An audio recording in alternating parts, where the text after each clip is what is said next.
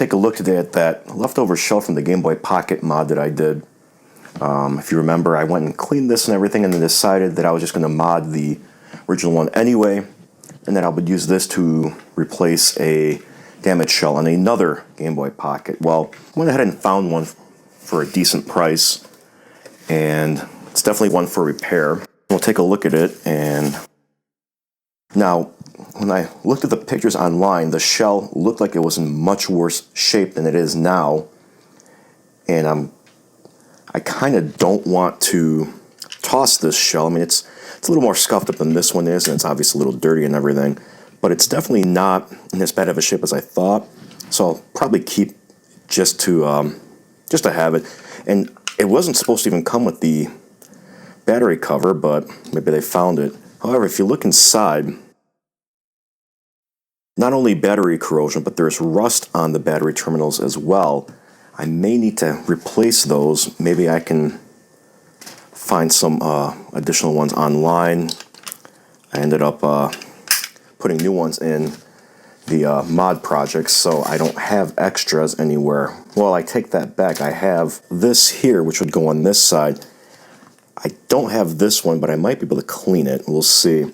First, though, I got to make sure this thing works and that everything is functioning correctly. So let me do that. Now I'm going to grab some batteries and we'll test it.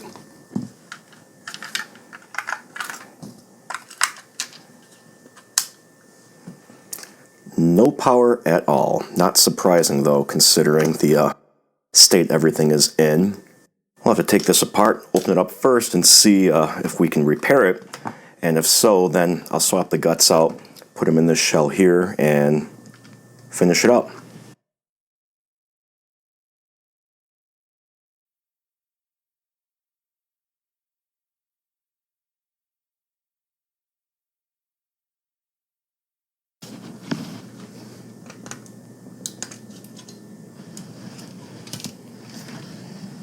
Okay, so definitely the solder mask has been damaged here. I don't have one of these terminals. I'm going to have to probably get another one unless I can get this one cleaned up. Again, leftover flux, just like there usually is. Otherwise, the internals look like they're okay. Looks like the corrosion went underneath. I'm going to have to check the other side of the board just in case. I also remove the ribbon for the display.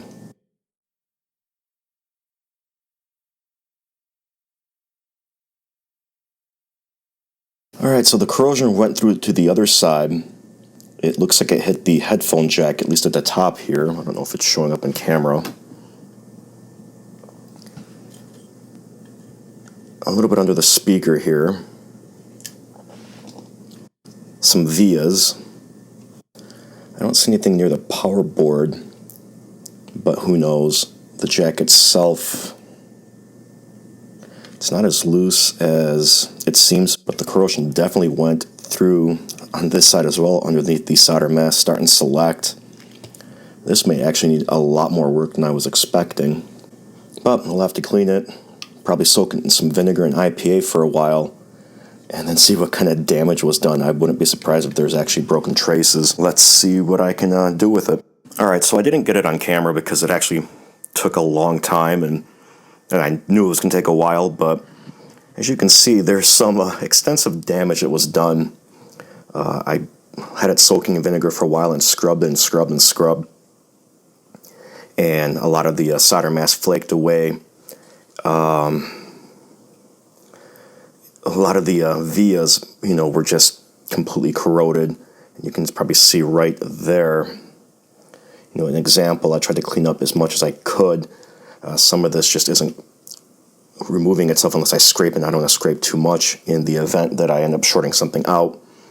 But I'm pretty sure the vinegar will stop any further corrosion. The battery terminal, surprisingly, is in pretty good shape after a cleaning. So what I will have to do, though, is touch up some of the solder just because it looks a little dull here. A lot of the stuff here, I might, if it doesn't work, I might have to touch up just to reflow it and reestablish a continuity. So let's try some batteries. Maybe I'll put into this shell here. We'll use this terminal. Oh, I think it's working. Well, at the very least, there's sound and power. Let me hook a screen back up just to see if that's working, and we'll go from there. Grab the copy of Bug's Life. I don't care if it gets ruined so much as I would another game. Let's see.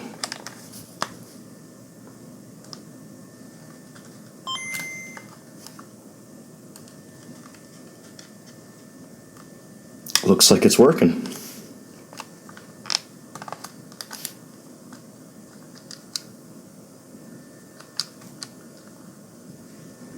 Screen looks like it's in good shape too. I'm not sure how clear it's coming across. I don't know if any of the buttons are working.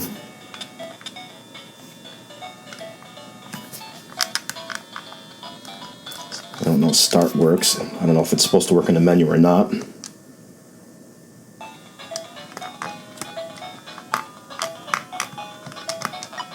I'm assuming the game has a pause feature, so start's not working. Volume is working. Contrast seems to work. It's a little sketchy. I might have to put some IPA in there. But start and select don't seem to work, which I'll have to, at least start doesn't work. I don't know about select. I'll have to take a look at that and see. Since I didn't fry this game, let me grab another one that I know has a pause feature, and we'll see if that works.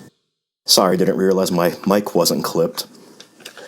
Might have to re-record that audio.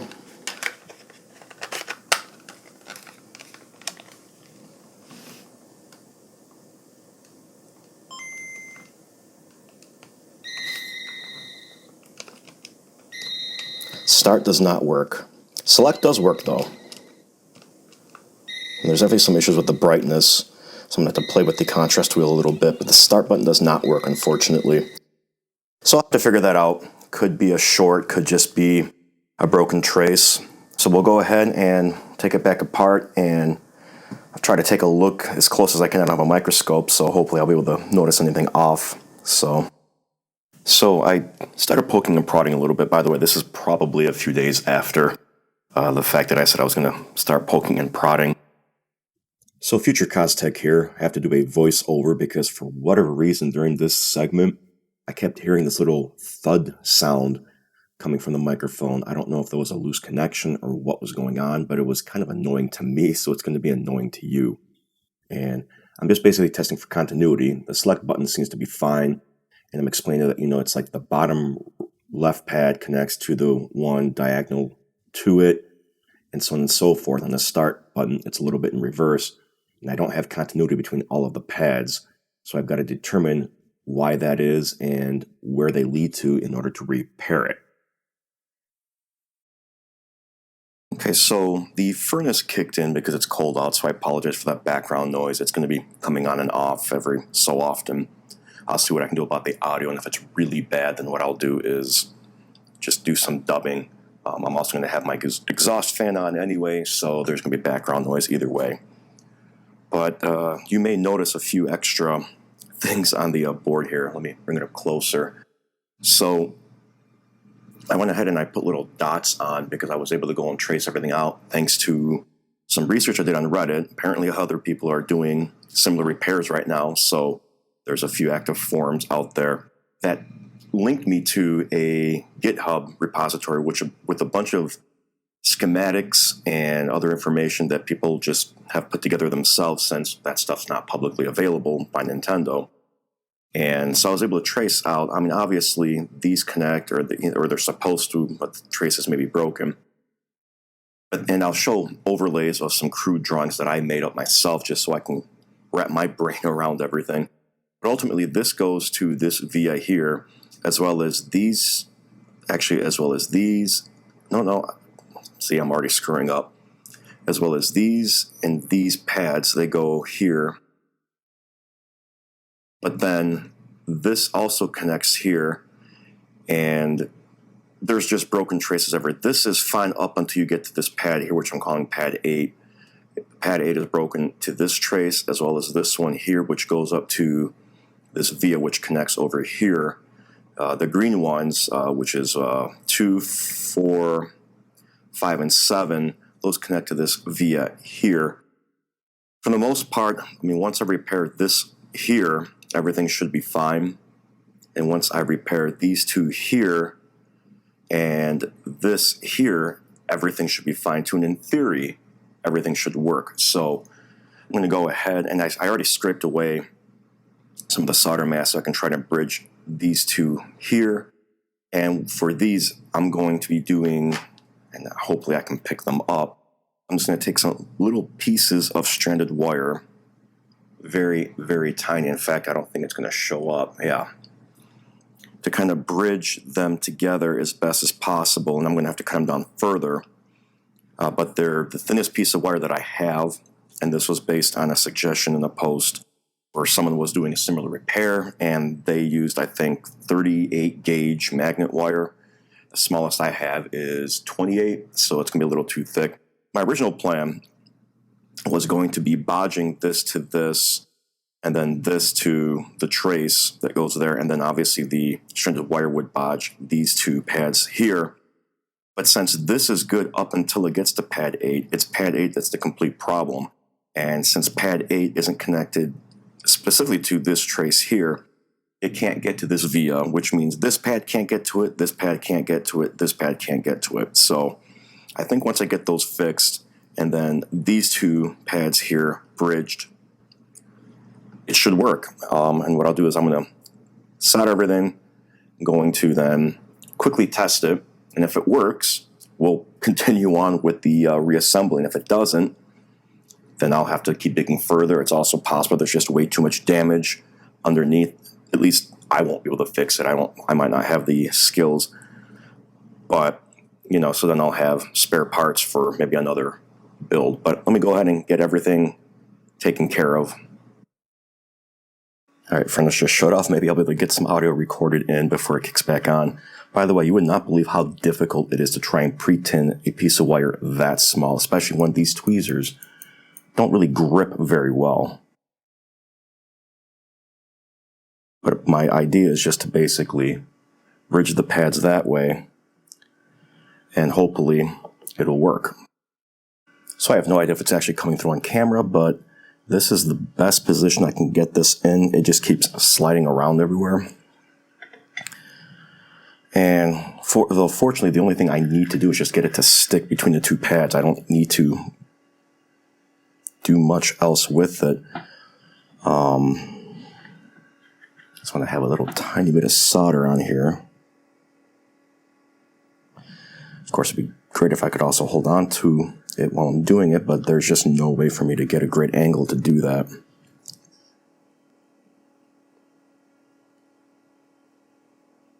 See, there's already too much solder on there.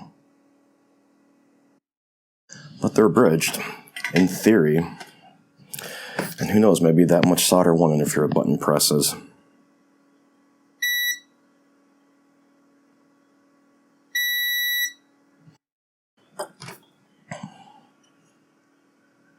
Let's see if I can get the next one on.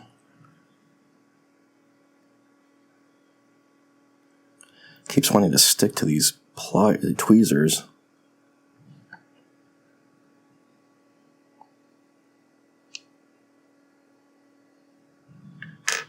And that's as good as I'm going to get it, I think.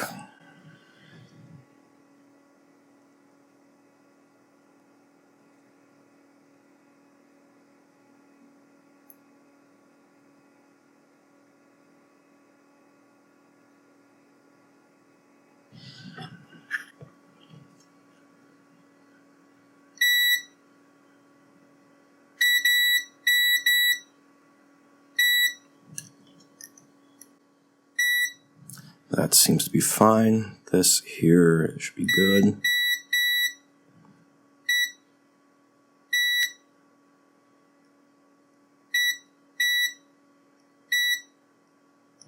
Just want to make sure that the others aren't bridged inappropriately.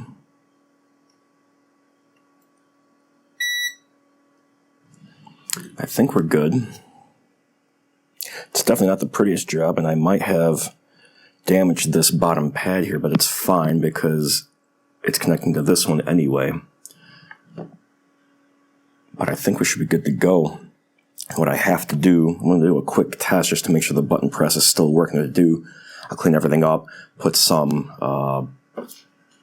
where is it at here? Some of the UV solder mask on, and or maybe it should be this way. Not sure. I always forget which position the camera is actually going to end up in. But I'll test it real quick, and if it works, clean everything up, and we'll wrap this up, hopefully.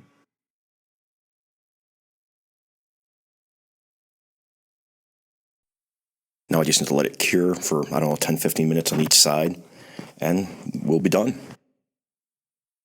All right, let's see.